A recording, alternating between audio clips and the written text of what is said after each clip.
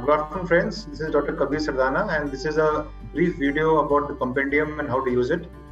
So I know we've been delayed in this particular book launch because of the COVID situation, and I like to thank all my readers who have encouraged us to take out this new edition. So I'm going to make a small presentation and tell you about this book and its salient features.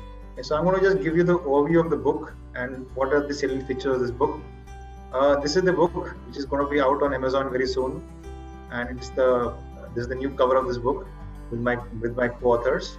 Now, the first thing that is unique about the book is a detailed TOC. The last book only had the topics given. We are given a detailed TOC, means you got every topic as a subtopic given, so you can search for your topics.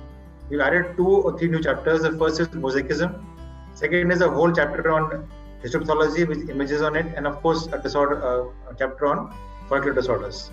Then of course we have done this in this book. We've added a complete slide on long and short cases, wherein you can just search the case that you want to study for a short viva or for a spotter class in your practicals, so that you can just search for the topics itself.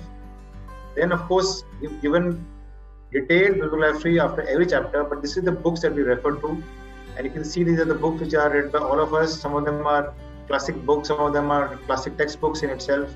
There are books on rheumatology, there are books on medicine, books on infectious disorders, leprosy, and of course STDs. So this is our base on which we worked on. Now come to some very important questions about this book. Very often I'm asked, where is the place of this book? Number one, it does not replace textbooks. It does not replace your clinical postings. What is unique about a book was this book was primarily made for the practical examination, where you have small cases, short cases, and long cases. It's an addendum to your textbooks, a very good, short, sweet read, very good for practical exams, and whatever we've given in the book is ideal for theory questions. What you read from this book suffices for all theory questions. And in STD, we've covered a lot. I don't think you require anything beyond this book. Of course, some of the questions asked to me is that what else is needed. Now, there is of course a part about examination skills. There are certain topics that are asked in the exam which we not covered here. So I would suggest that you go to this book. This book is also being updated for the next edition. It's a very concise, summarized book. It was primarily meant for MBBS students and first year PGs, but you can take a quick look at this book. It suffices for almost everything else. Now come to the salient features of the book. The first very unique part is artist diagram. We've actually had artists redrawing diagrams to make it simple for you. For example, see this diagram. This is a diagram of course, the BMZ zone and the hemidesmo zones, and you see this one diagram has got the conditions on the left side, the histology in the center, and of course the antigen on the right side. So we have diagram like this. We have of course diagram like this, which is one of our favorites, where we have depicted genetic disorders in one slide, where the left part shows the skin findings, the right part shows the systemic findings. So we've done that because you cannot recognize these conditions otherwise.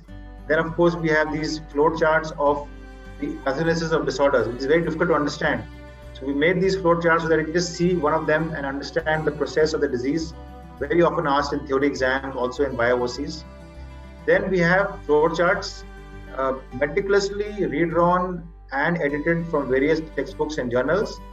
Some of them are unique. For example, this one has got a flow chart of the text of the features of tinea capitis on trichoscopy and 2 images. So we have tried to do this for you so that you can just see one diagram and understand the topic. This is another classical flow chart, not from a textbook, from a review article of how to manage bullous pemphigoid. You can see the detailed part. So the important part is this book can be used not just for students, but for even clinicians and practitioners. Then of course we have this latest guideline for SLE, latest diagnostic criteria. So we've got all these flow charts in this book of ours.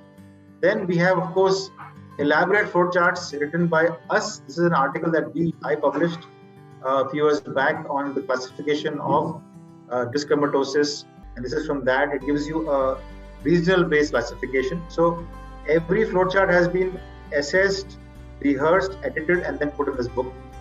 Then we have got clinical images of actual photograph of patients. As you see this collage of mosaicism, another photograph of actual patients of EDS and patients of angiokeratoma. And of course, in the end, I like to acknowledge the help of my co-authors and co-contributors, who are a mix of clinicians, faculty members and of course postgraduates who have seen this book various times over. So with that, I'd like to close this presentation, and I'd like to invite you all to go ahead and buy this book online, and I'm sure you'll find this to be a very useful book, both for your exams and also for your practice in the future. Thank you so much.